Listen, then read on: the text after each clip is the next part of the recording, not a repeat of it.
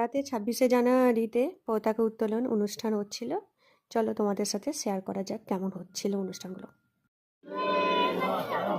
বন্দে মাতরম, বন্দে মাতরম, বন্দে মাতরম, বন্দে মাতরম। भारत माता की जय, भारत माता की जय, भारत माता की जय, भारत माता की जय, महात्मा गांधी की, नेताजी सुभाष चंद्र बोस की जय, नेताजी सुभाष चंद्र बोस की। এরপর আমরা সবাই মিলে জাতীয় সঙ্গীত গাইলাম।